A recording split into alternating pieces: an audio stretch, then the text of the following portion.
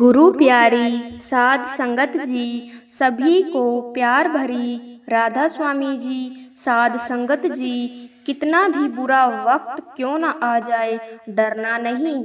अपने सतगुरु की यह बातें हमेशा ध्यान रखना।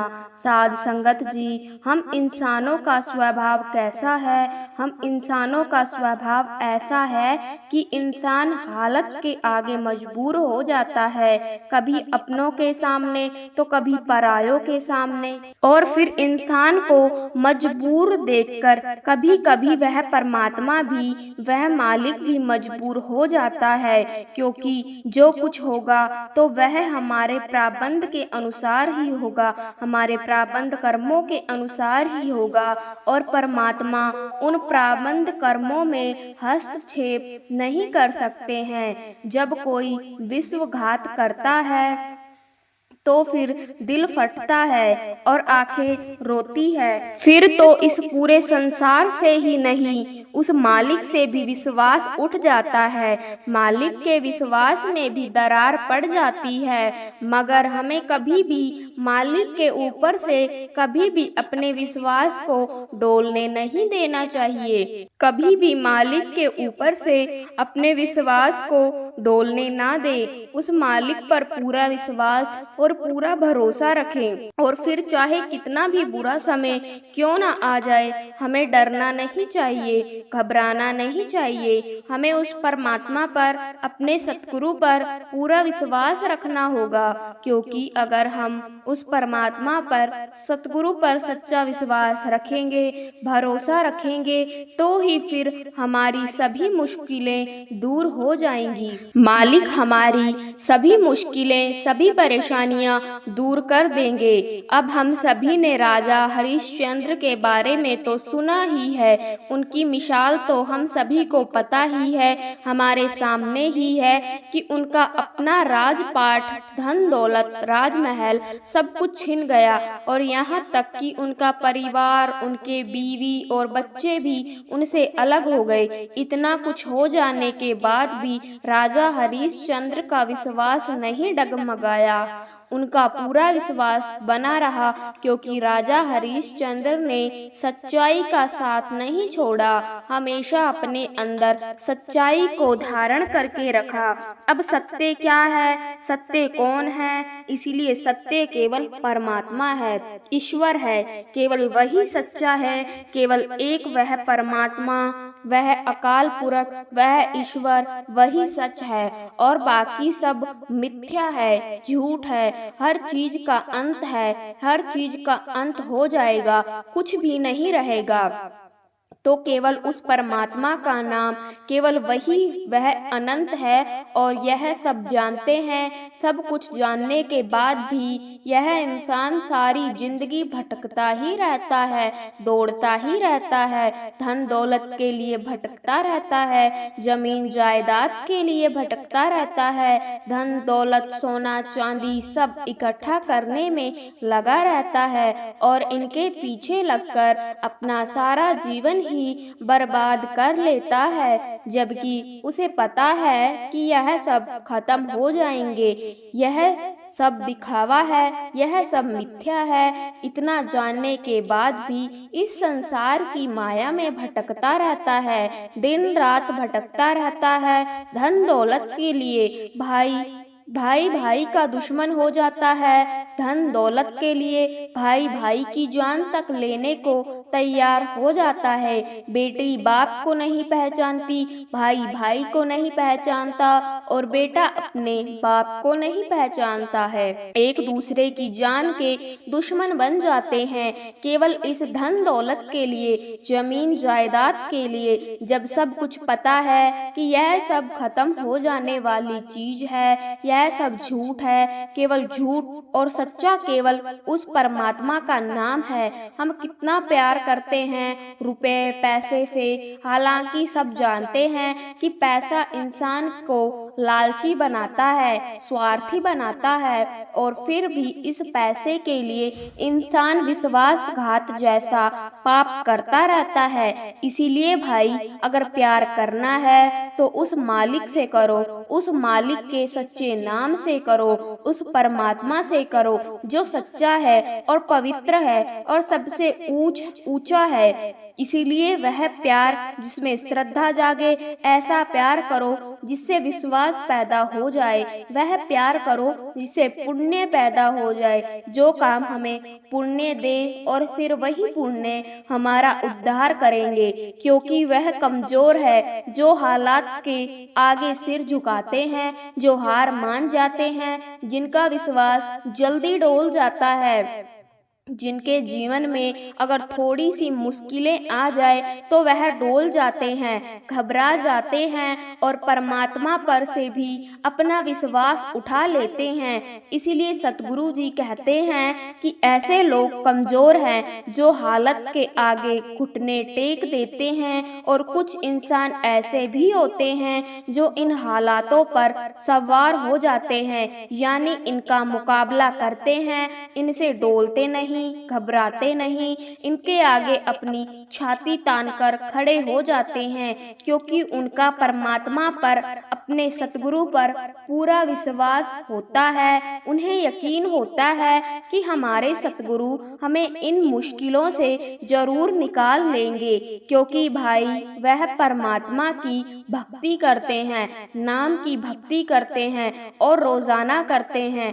वह तो बहुत ही किस्मत वाले होते हैं, भाग्यशाली होते हैं। तो ऐसे भाग्यशाली लोगों का हालत कुछ भी नहीं बिगाड़ सकते। वह हालातों के आगे अपनी छाती तान कर खड़े हो जाते हैं और हंस हंस कर उनका मुकाबला करते हैं, क्योंकि हर इंसान की जिंदगी में अच्छे बुरे दिन तो आते ही हैं। जिंदगी बसंत बहार नहीं है, क्योंकि यहाँ रोशनी है तो अंधेरा भी है, यहाँ उदय भी है और यहाँ अस्त भी है, यहाँ दुख भी होते हैं और सुख भी होते हैं। और जो इन सब का सामना करता है तो फिर परमात्मा उसका साथ देते हैं। जो इंसान हालातों को मात देने के लिए कोशिश करता है तो फिर उस परमात्मा की कृपा उस पर हमेशा बनी रहती है, उस पर नहीं जो हालात से भागता है, जो घबरा जाता है, जो डोल जाता है, उस पर नहीं जो हालातों के लिए उस परमात्मा को दोष देता है कि मेरी जिंदगी में जो भी दुख है, जो मेरे हालात हैं, तो वह परमात्मा के कारण हैं, वह परमात्मा मुझे ही दुख देता है, तो उस परमात्मा की कृपा उसको नहीं मिलती है। इसलिए जो इंसान अपने आप को नहीं पहचानता है, जो अपने आप की खोज नहीं करता, अपने अंत में जाकर यह नहीं खोजता कि मैं कौन हूँ, तो फिर दूसरों को कैसे खोज पाएगा। अपने आप को खोजना यानी अपने अंदर में उतरना और अपने अंतर की आत्मा का दर्शन करना, और अपने अंतर में जो प्रकाश है तो उससे अपने जीवन को प्रकाशित करना। जब अपना जीवन प्रकाशित हो जाए तो फिर दूसरों की खोज आसानी से की जा सकती है। एक तपस्वी था और उसका शिष्य था।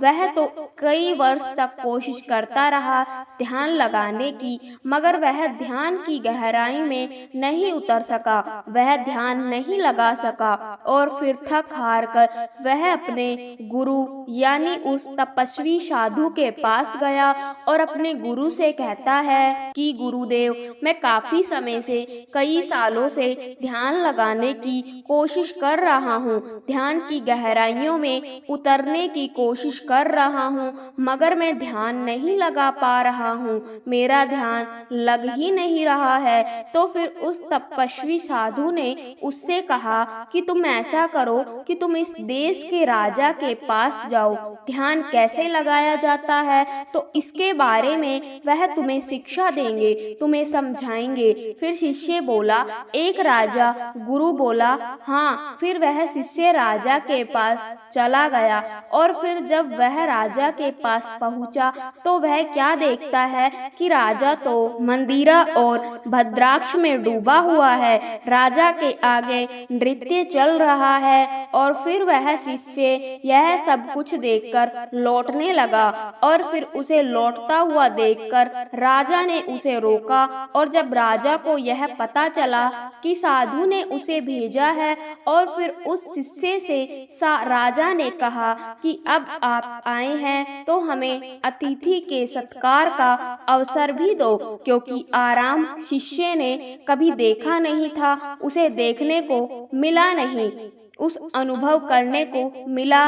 और फिर रात को भोजन के बाद उसे सुंदर कक्ष में और मखमल जैसे गद्दों पर सोने के लिए मिला, मगर ऐसा आरामदायक बिस्तर मिलने के बाद भी वह शिष्य एक पल के लिए भी नहीं सोच सकता था, क्योंकि जिस पलंग पर वह लेटा था तो उसके ऊपर एक बहुत नाजुक धागों से एक तलवार लटक रही थी और उसे ऐसा लग रहा था कि किसी भी वक्त धागा टूट जाए और तलवार सीधी उसके सीने में घुस जाएगी। और फिर सुबह हो गई और फिर राजा उसके कक्ष में आया और उसे नम्रता से पूछा कि महात्मा जी, आपको नींद तो ठीक से आई थी ना?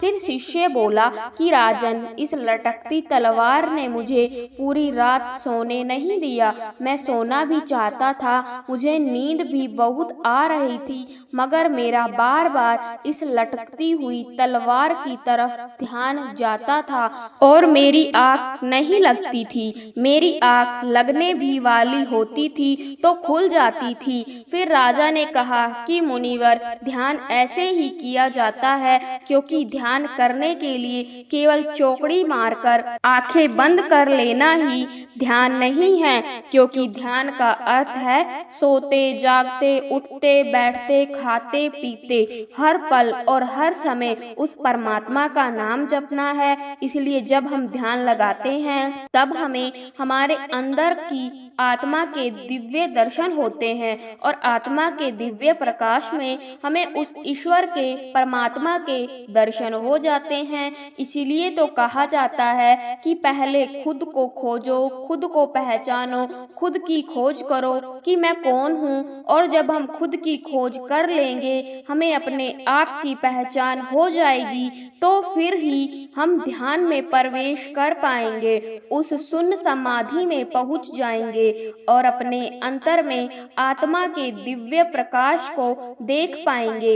इसीलिए चाहे कितना भी बुरा वक्त क्यों ना आ जाए, अपने सतगुरु की इन बातों को याद रखना। फिर बुरे वक्त का पता ही नहीं चलेगा कि कब चला गया हमारे ऊपर से, कब सतगुरु की कृपा हो गई। अपने सतगुरु पर पूरा विश्वास रखना है, पूरा भरोसा रखना है, डरना नहीं है, घबराना नहीं है, क्योंकि वह सतगुरु हमारे साथ हैं। सतगुरु की कृपा हमारे साथ ही है। और सतगुरु की दया दृष्टि और कृपा दया मेहर किन पर बनती है? जो दिन रात सतगुरु का नाम जपते हैं, नाम की कमाई करते हैं, जो हमेशा अपने अंग संग सतगुरु को देखते हैं, जो हमेशा अपने आसपास सतगुरु को देखते हैं, जिनके हृदय में सतगुरु बसे हुए हैं, जो श्वास श्वास सतगुरु का नाम जपते हैं, नाम की कमाई करते हैं, तो केवल उन्हीं का सतगुरु हर मुश्किलों में साथ देते हैं। सतगुरु का हाथ हमेशा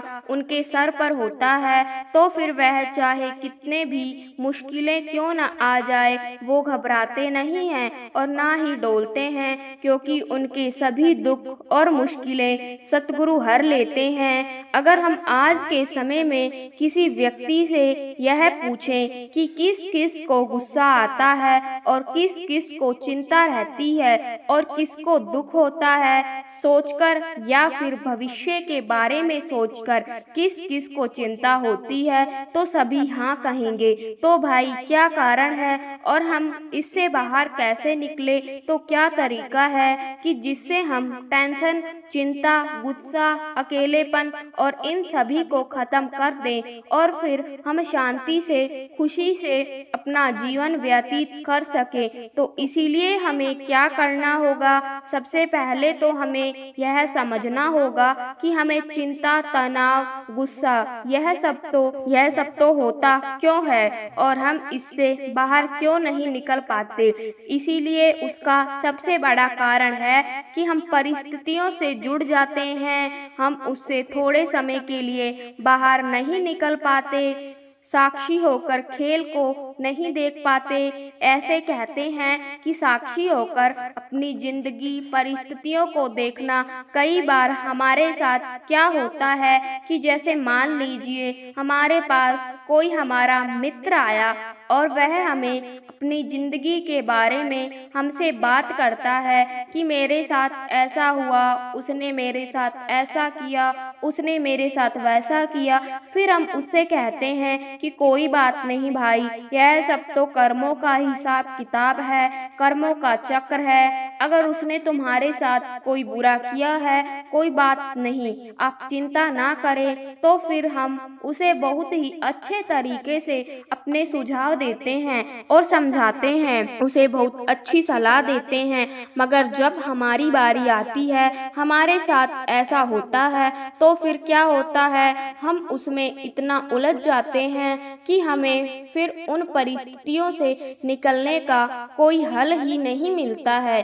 और फिर देख लो कि हम खुद को ही सही तरीके से एडवाइस नहीं दे पाते हैं, सलाह नहीं दे पाते हैं। और फिर हम क्या करते हैं कि उस समय में कुछ ऐसे तरीके अपनाते हैं कि जो हमारे लिए ठीक नहीं होते हैं, क्योंकि हम प्रॉब्लम में बहुत ज़्यादा उलझ जाते हैं। इसीलिए हमें यह सीखना है कि किस तरह से साक्षी होकर, साक्षी दृष्टा होकर हम अपनी जिंदगी को, जीवन को देख सके।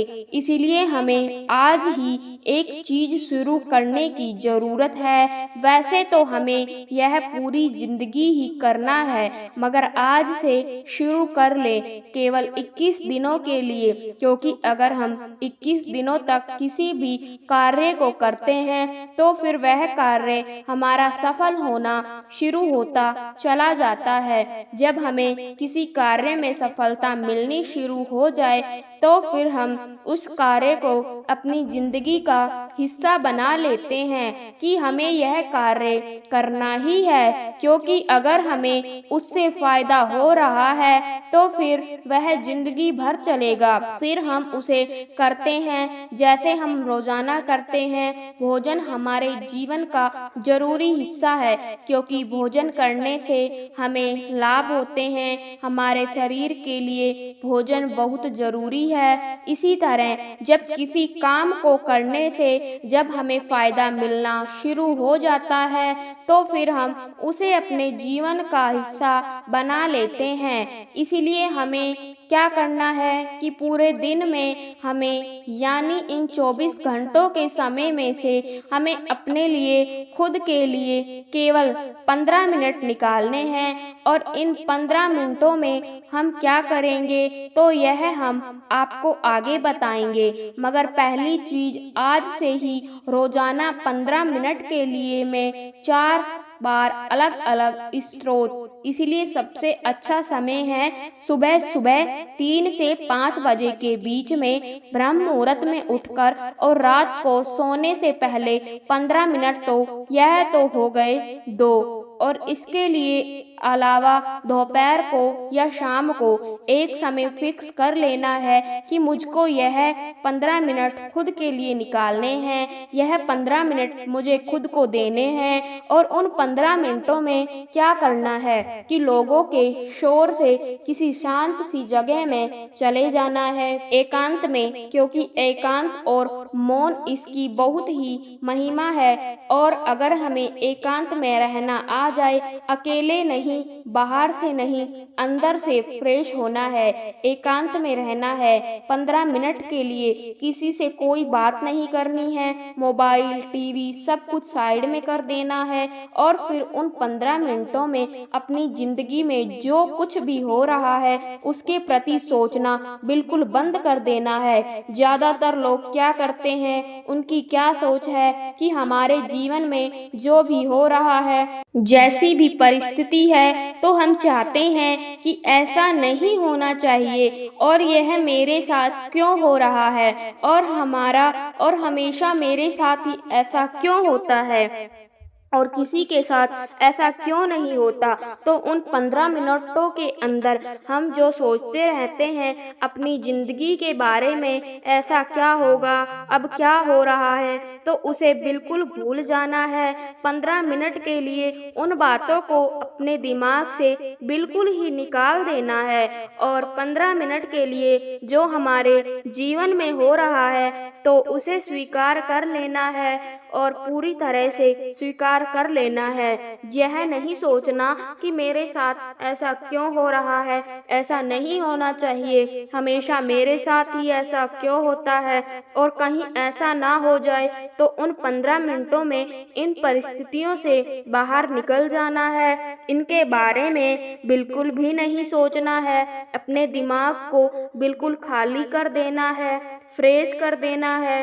फिर चाहे हमारी जिंदगी में कुछ भी क्यों ना हो रहा हो तो उसे हमें केवल 15 मिनट के लिए भूल जाना है, छोड़ देना है, उन पर ध्यान ही नहीं देना है और केवल यह सोचें कि ऐसा समय चल रहा है, ऐसा हो गया है तो कोई बात नहीं। क्योंकि कोई भी परिस्थिति अगर हमारे जीवन में आती है तो वह जाती जरूर है, हमेशा नहीं रहती है, हमारे जीवन में हमेशा नहीं रहती वह। इसीलिए इन 15 मिनटों को खुद के लिए समय निकालो, यह थोड़ा सा समय खुद को दो कि मैं कौन हूँ, मैं एक शांतिपूर्ण ऊर्जा हूँ। इसीलिए हम आपको यह 4 महत्वपूर्ण बातें बताते हैं। तो हमें केवल इनको सुनना ही नहीं है, हमें यह अपनानी भी है, खुद पर अपनानी है कि जिंदगी की स्थिति कुछ और है और मैं अलग हूँ। क्योंकि मुझे खुशी, ताकत, इसके लिए कुछ नहीं करना है,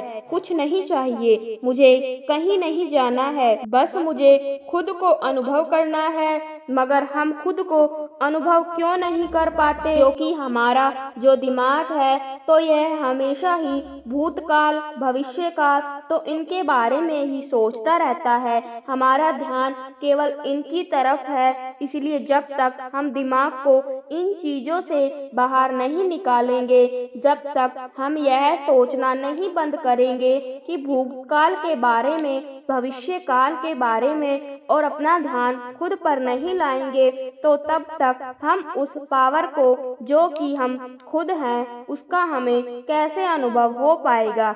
इसीलिए हम यह 4 तरीके आपको बताएंगे।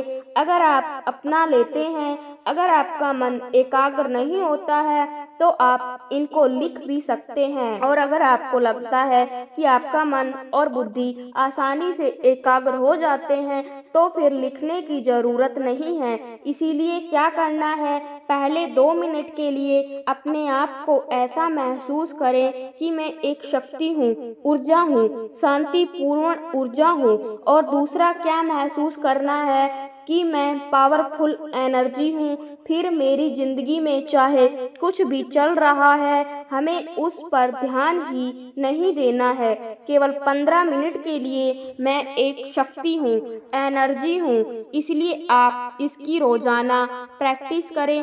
1 बार सुने, 2 बार सुने और 3 बार सुने और फिर उसके बाद आपको खुद यह महसूस करना है, खुद को समझाना है। एक तरीका तो यह है कि हम यह सुने और दूसरा तरीका है कि आप खुद पर ध्यान देना सीख जाएं, खुद को समझना सीख जाएं। क्योंकि अगर आप अपने मन को समझाना सीख गए और आप 15 मिनट के लिए बैठ गए तो शांति से, तो फिर देखना कि आपका अपने मन पर कंट्रोल आता जाएगा। आपका मन आपके कहने में हो जाएगा, आपके वश में हो जाएगा। इसीलिए हमें यह करना है, पूरे दिल से अपने ध्यान को बाहर से पूरी तरह से हटाकर खुद पर केंद्रित करना है। अपना पूरा ध्यान बाहर की बातों से, बाहरी विचारों से खाली कर देना है, हटा देना है और अपने पूरे ध्यान को खुद पर ले आना है। मेरी जिंदगी कैसी चल रही है, कोई क्या कर रहा है, फलाना क्या कर रहा है, वह क्या कर रहा है और लोग मुझे क्या कह रहे हैं, तो केवल थोड़े समय के लिए इन्हें अपने दिमाग से बाहर निकाल दे, क्योंकि वह ऐसी चीज़ें हैं जो कि मेरे कंट्रोल में है ही नहीं। और अपने पूरे ध्यान को खुद पर लगाएं और थोड़े समय के लिए अपने दिमाग से भी नेगेटिव विचार बाहर निकाल दें और भूतकाल और भविष्य काल को भूल जाएं, केवल थोड़े समय के लिए। यहाँ तक कि आप अपने इस शरीर को भी भूल जाएं कि मेरा शरीर है ही नहीं, जैसे मुझे कोई रोग लगा है, ऐसा है वैसा है, यह सब कुछ भूल जाएं और पूरा ध्यान खुद पर लगाएं और अपने माथे पर उस एनर्जी को, उस पावर को महसूस करें कि मैं एक पावरफुल एनर्जी हूँ, चमकता हुआ सफेद सितारा, सूक्ष्म अति सूक्ष्म में शांत, बिल्कुल शांत, कोई भी हलचल नहीं, क्योंकि मेरा असली स्वरूप ही शांति है।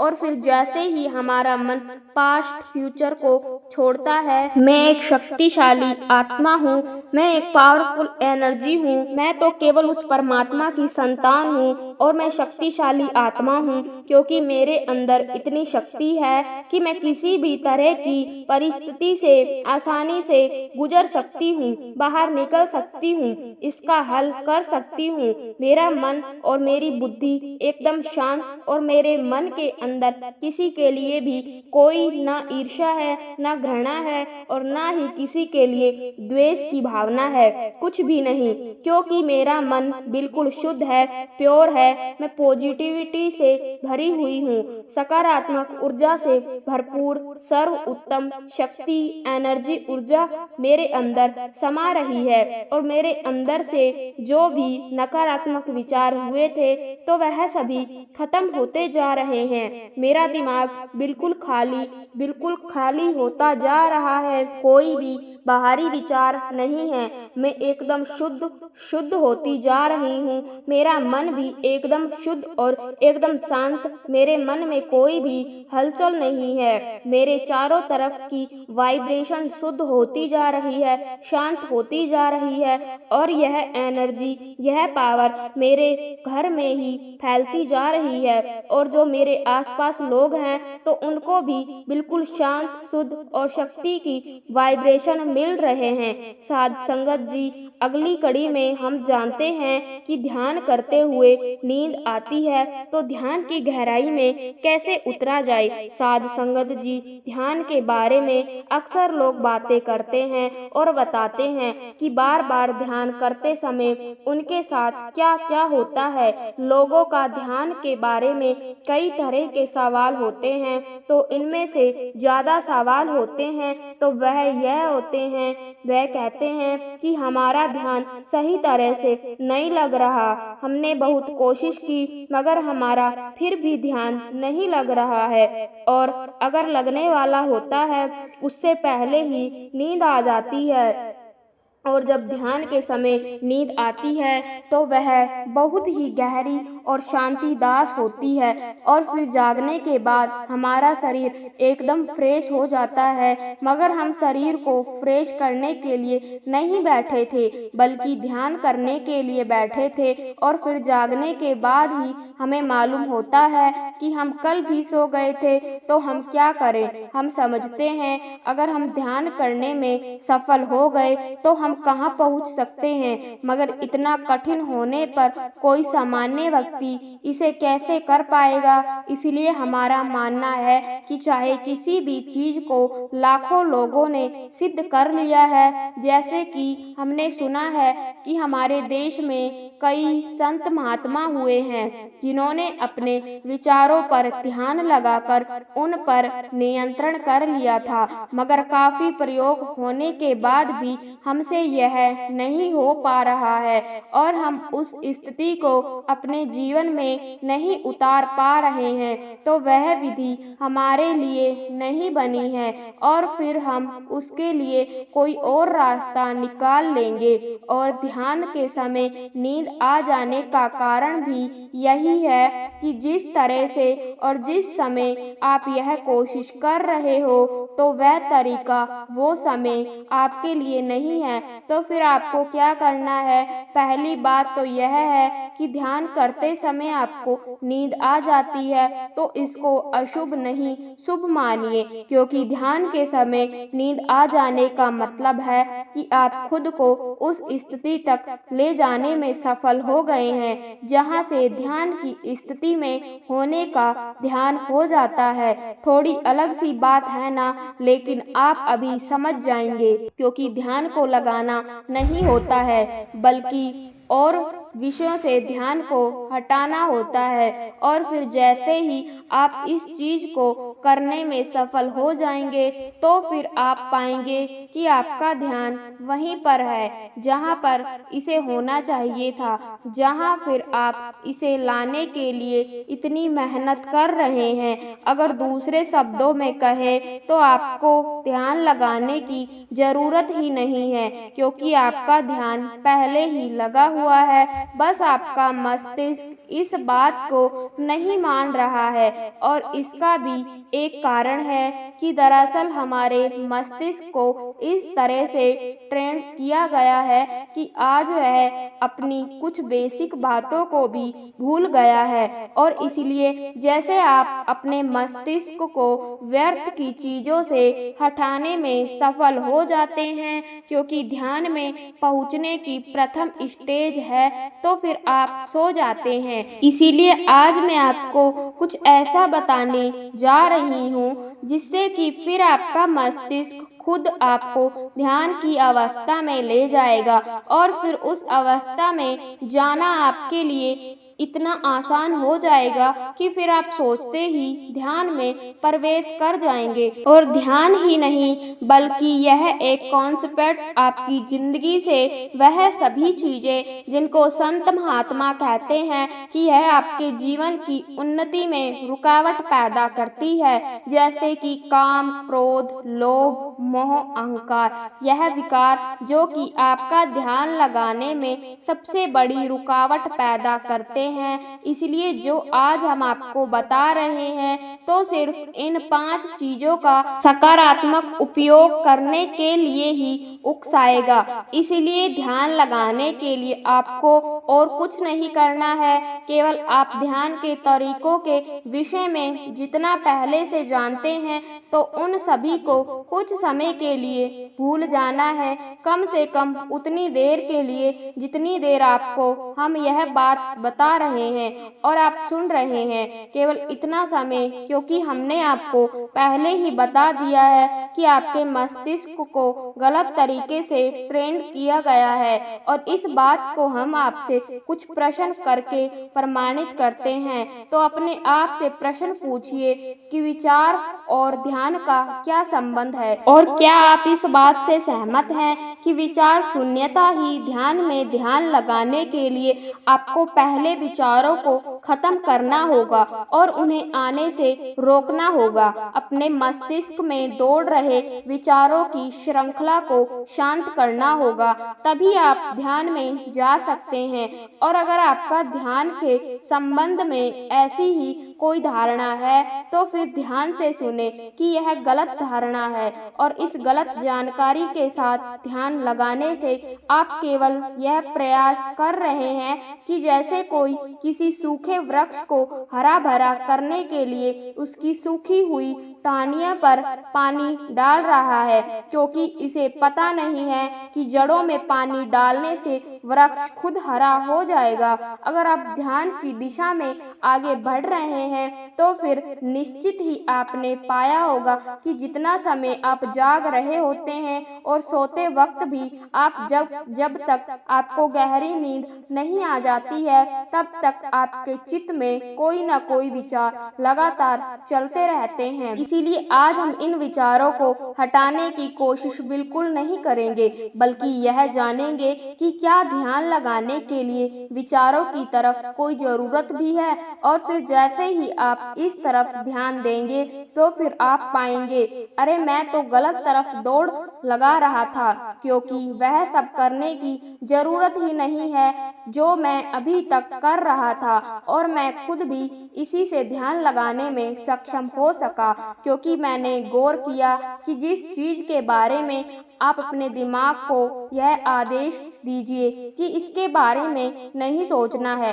तो फिर आपका दिमाग उसके बारे में जरूर सोचेगा। और फिर जितना ज़्यादा आप जोर देंगे कि इसके बारे में नहीं सोचना है, तो फिर उतना ही ज़्यादा हमारा दिमाग उस चीज़ के बारे में सोचता है। और यह चीज़ केवल आपके साथ ही नहीं होती, क्योंकि यह सभी के साथ होती है। और फिर जब आपको यह पता चलता है कि यह सभी के साथ हो रहा है, तो फिर आपके दिमाग में यह बात बैठ जाती है कि यह सही है कि हम अपने दिमाग को कंट्रोल नहीं कर सकते हैं। इसलिए आज हम आपसे कह रहे हैं कि आज से जब भी आप ध्यान लगाने के लिए बैठते हैं, तो फिर उस समय अपने विचारों को ना तो कंट्रोल करना है और ना ही अपने मस्तिष्क में उन्हें आने से रोकना है। आपको केवल यह देखना है कि विचार आपके अंदर आ रहे हैं और जा रहे हैं। विचार की जो भी धाराएं आपके अंदर दौड़ रही है, तो उनको केवल देखते रहें। अब ऐसे समझें कि आप कल्पना करें कि जैसे आप एक नदी के किनारे बैठे हुए हैं और आप अपने सामने बहती हुई नदी को देख रहे हैं, या फिर आप खुले आसमान के नीचे बैठे हुए हैं और ऊपर आसमान में पंछियों की जाती हुई कतार को देख रहे हैं। और इन सभी कंडीशन में आप केवल यही कर सकते हैं कि इन्हें बैठकर केवल देख सकते हैं, सिर्फ क्योंकि ना ही आप बहती हुई नदी को रोक सकते हैं और ना ही आसमान में उड़ने वाले पक्षियों को रोक सकते हैं। और फिर ऐसी दशा में क्या होता है कि नदी आपको बिना डिस्टर्ब किए हुए बहती रहती है, पंछी भी उड़ जाते हैं आपको छुए बिना ही। और बस ऐसा ही केवल आपको उस समय करना है जब आप ध्यान करते हैं। आपने अपने मन के विचारों के उड़ते पक्षियों को, जब विचार की बहती हुई नदी को चुपचाप किनारे खड़े होकर देखना है, जैसे कि आप एक किनारे पर बैठे हुए हैं और विचारों को देख रहे हैं। अब चाहे कोई भी विचार आए और चाहे कोई भी विचार जाए, आपको कोई मतलब नहीं, आपको कुछ भी नहीं करना है। यह बिल्कुल भूल जाए कि आप अपने विचारों के बारे में कोई निर्णय ले सकते हैं। वह स्वतंत्र है, इसलिए अपने विचारों को छोड़ दें, उन्हें आने जाने दें। आप केवल उन्हें देखते रहें, कुछ भी ना करें, उनसे कोई भी छेड़छाड़ ना करें। कोई विचार आ रहा है तो उसे रोकना, और आज आ रहा है तो उसे वापस लाने की कोशिश ना करें। आप केवल एक निरीक्षक बन रहे हैं। और फिर इस प्रकार देखने से कुछ ही देर में आपको यह समझ में आ जाएगा कि विचार कुछ और चीज है और मैं कुछ और चीज हूँ, क्योंकि आपको यह एहसास हो जाता है कि जो विचारों को देख रहा है तो वह विचारों से अलग ही कोई होगा, कोई भिन्न ही होगा। और फिर जैसे ही यह एहसास होता है तो फिर वह अद्भुत शांति आने लगती है जिसकी तलाश में आप हैं, क्योंकि उस समय कोई भी चिंता आपकी नहीं है, क्योंकि आपको पूरी तरह से समझ में आ गया है कि यह विचार मैं नहीं हूँ और इनका काम तो आना और जाना, और यह आते हैं तो आए और जाते हैं तो जाए। और फिर जब यह बात आपको पूरी तरह से समझ में आ जाएगी तो फिर आपका दिमाग उन विचारों से हट जाएगा। अब इस स्थिति में आप विचारों से घिरे तो हो सकते हैं, मगर उन विचारों से प्रभावित नहीं होंगे। अब इसको ऐसी स्थिति समझो कि मान लो कि आप एक ट्रेन में बैठे हुए और ट्रेन लगातार चल रही है, और फिर ट्रेन चाहे ही एक जगह से दूसरी जगह दौड़ लगा रही है, जा रही है, मगर उसके अंदर आप एकदम एक जगह पर बैठे हुए हैं और उस ट्रेन को दौड़ते हुए देख भी रहे हैं। और इसी तरह से हमारे विचार हैं, वह ट्रेन बनकर भागते रह जाते हैं और आप सिर्फ भीतर बैठकर उन्हें देखते रहते हैं। और फिर जब आपके अंदर यह अनुभव पैदा हो जाता है कि मैं विचार नहीं हूँ, तो फिर उसी सब में विचार खत्म होने शुरू हो जाते हैं, निर्जीव होने लग जाते हैं। क्योंकि विचारों की शक्ति ही इसमें है कि हम समझें कि वह हमारे हैं, हम अपने आप को उनसे जोड़े रखें। इसी से विचार शक्तिशाली हो जाते हैं और फिर जब आप अपने आप को विचारों से अलग कर लेते हैं तो फिर विचार खत्म होने शुरू हो जाते हैं। जब आप किसी से विवाद करने पर उतर जाते हैं उसका कारण सिर्फ यही है कि आप अपनी बात को अपना मानकर उससे ऊपर रखना चाहते हैं और फिर आप कहते हैं कि यह मेरा विचार। याद रखें, कोई विचार आपका नहीं है, सभी विचार अन्य हैं और भिन्न हैं और आपसे अलग हैं। आप सिर्फ उनके दास बन जाते हैं और यहीं से आप भूल कर देते हैं जब आप बार बार उनको अपना मान लेते हैं। इसलिए अब बात करते हैं कि ध्यान करते समय नींद क्यों आ जाती है और इसके लिए आप क्या कर सकते हैं। इसीलिए नींद आने का मतलब है कि आपने अपने शरीर को इतना शांत कर लिया है कि अब वह बाहर की किसी भी चिंता से मुक्त हो गया है और अत्यधिक विश्राम महसूस कर रहा है। और यही है ध्यान की स्थिति। नींद आने में और ध्यान में ज्यादा फर्क नहीं है, केवल इतना ही है कि सोते समय हमें भीतर चल रही अवचेतन स्थितियों का कोई भी पता नहीं चलता, मगर ध्यान में हम अचेत नहीं होते हैं बल्कि चेतना के साथ खुद को एकाग्र कर लेते हैं, यानी कि चेतना के साथ दौड़ने लगते हैं या फिर उसके साथ शांत हो जाते हैं। ध्यान के फायदों से अवगत हैं, इसीलिए ध्यान करते समय आप उन फायदों को उठा सकें। इसके लिए यह जरूरी है कि आपको नींद ना आए। इसलिए इसका जो सबसे सरल उपाय है कि जब तक आप ध्यान में जब चाहे तब अपनी इच्छा को इच्छा के अनुसार जानने में सफल नहीं हो जाते तब तक खुद के लिए थोड़े से नियम बनाएं और जिसमें सबसे पहला नियम है कि ध्यान में उस समय में बैठें जिस वक्त आप पहले से ही अपनी जरूरत भर की नींद ले चुके हो, क्योंकि अधिकतर लोग ध्यान करने के लिए रात में सोने से पहले बैठते हैं और कुछ लोग तो लेटकर ध्यान करते हैं, क्योंकि वास्तविक ध्यान वही है जो आपको किसी नियम में ना बांधे कि ऐसे वैसे बैठना है, ऐसे आसन लगाना है, जैसे आपके सर की स्थिति है। आप ध्यान कर सकते हैं, आपका ध्यान लग जाएगा, मगर उसके लिए हमने आपको बताया है कि विचारों पर ध्यान नहीं देना है, उन्हें आने जाने देना है। आप ध्यान करते रहें। साध संगत जी ऐसे ही रूहानी साखियाँ और सत्संग सुनने के लिए चैनल को सब्सक्राइब जरूर करें जी। राधा स्वामी जी।